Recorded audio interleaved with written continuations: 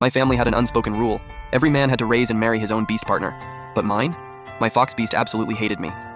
Because the one he actually wanted was my brother. He blamed me for tearing them apart. He used his fox charm to control me, helped my brother seize the head of the family, and in the end, I was torn apart by my brother's beast. When I opened my eyes again, I'd been reborn, right back to the day we chose our beasts. The little fox was staring at me, eyes red as blood. I raised my hand, and right under his hopeful gaze, I pointed past him, at the frail white snake behind him. I want that one. The fox flinched. You're not picking me? When I was being torn apart, Liu Ruyan just stood there watching from a distance, cold as stone. Then my half-brother strolled over with a grin, and Liu Ruyan instantly melted, nuzzling sweetly into Lin Yan's palm. That's when it finally hit me. Liu Ruyan never wanted me. He wanted Lin Yan, the same guy who once called him useless beyond his charm. Lin Yan gave me one careless glance, said one word, and the white wolf tore straight through my throat. I opened my eyes again to chaos, voices everywhere mixed with the roars of beasts. Someone shook my arm. Lindsay, what are you zoning out for? I snapped back to reality. Staring at the underage beasts locked up in cages in front of me, I realized I'd actually been reborn. And today was the day my father brought us to the black market to pick our beasts. The family had always had this unspoken rule. Once you came of age, you had to personally pick a beast to raise as your lifelong partner. No betrayal, no abandonment. Beasts grow faster than humans, which lowers the risk of them turning resentful and lashing back. So all the ones up for selection were still minors. They looked about 11 or 12. I never quite got it. Beasts and humans were nowhere near equal. Right now they were just locked in cages, waiting passively to be chosen. So why did the Lin family insist on this rule? Weren't they afraid the beast would turn on them? The image of Liu Ruyan's cold, indifferent eyes flashed through my mind. I pressed a hand to my aching chest. The massive cage held at least 20 beasts. Beasts are naturally aggressive. No surprise, they were all beat up. And tucked in the corner, I spotted Liu Ruyan right away. His arm was bitten up, fox ears and tail fully out, no hiding them. The second our eyes met, his lit up, and he actually walked toward me. Lindsay, which one you picking? Lin Yan came up from behind. He was my father's son from his first wife. His mother had a rough labor and didn't make it. After that, Dad married my mom and had my brother and me. All these years, Lin Yan kept up a perfect image, polite and humble on the outside, warm and brotherly at home. But underneath, he was burning with jealousy. He believed we'd stolen Dad's attention, and eventually his inheritance. So he deliberately held off choosing a beast, waited for me, and set a trap. Looking at Lin Yan now, sharp, composed, untouchable, it all made sense. This must have been the moment Liu Ruyan fell for him. Lin Yan noticed Liu Ruyan too and said, "You always had a thing for pretty ones. This fox is easy on the eyes, suits you." I let out a short laugh. Pretty face, nothing else. Liu Ruyan went pale on the spot. In my past life, that line came from Lin Yan, and Liu Ruyan had cried over it. Same thing this time. He stared at me, face drained, eyes full of disbelief. Lin Yan smiled and dropped the conversation. He went back to browsing on his own, and just like in my past life, he picked the powerful white wolf. Now I was the only one left who hadn't chosen. Barely any beasts left in the cage. I scanned the room. Liu Ruyan was watching me with those desperate, hopeful eyes, but my gaze landed on the beast behind him, half human, half snake. If I remembered right, nobody picked him in my past life. But later, a beast showed up that made the whole world tremble.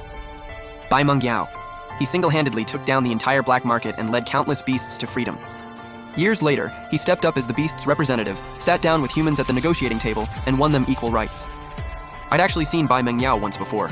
That white snake tail, I recognized it, and right now he couldn't even hold his human form. His tail hung limp and lifeless. He looked completely done. My father nudged me. You decide yet? I nodded. Liu Ruyan's eyes lit up. He'd already grabbed onto the cage bars. I raised my hand, and right as he was holding his breath with hope, I pointed past him, at Bai Meng Yao. I want him. Liu Ruyan froze. He spun around, staring at the barely alive snake in disbelief. Why? You don't want me? I ignored Liu Ruyan. Behind him, Bai Meng Yao slowly opened his eyes, those cold reptilian pupils locked straight onto me. I held his gaze and said flat out, "Come with me, I'll fix you." Bai Meng Yao's pale lips pressed into a flat line. He braced himself on the floor and crawled toward me, eyes locked in, determined. He stopped at my feet and looked up. I crouched down and touched his face. "I'm taking you with me."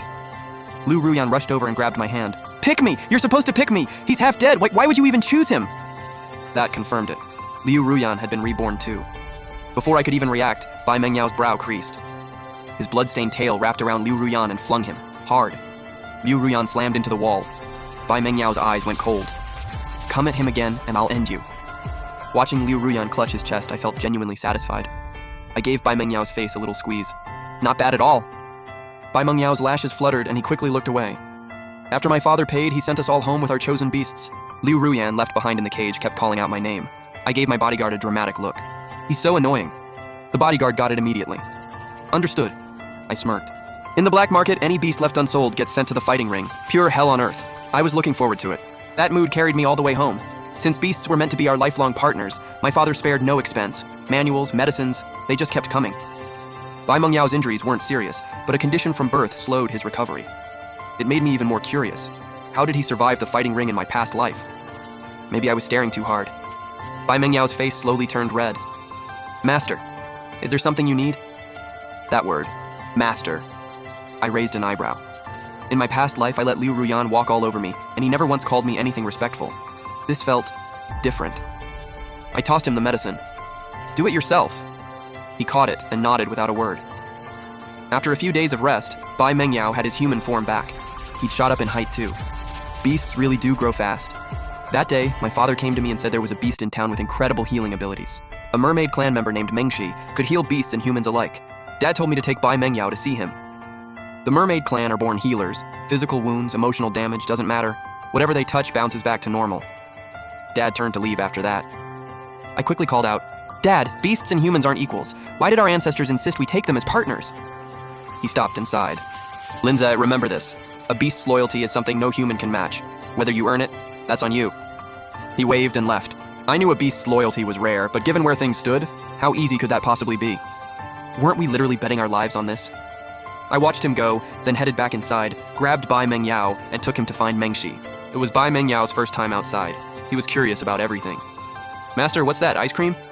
Master, what's that, an amusement park? I'll teach you to read when we get back. You'll figure it out. Bai Mengyao's eyes curved into a smile. He trailed right behind me every step. I caught him out of the corner of my eye, eating his ice cream like it was nothing. Clearly didn't like it. But his eyes were quietly scanning everything around him. That careful act of his had slipped. Just a little. He wasn't nearly as innocent as he let on.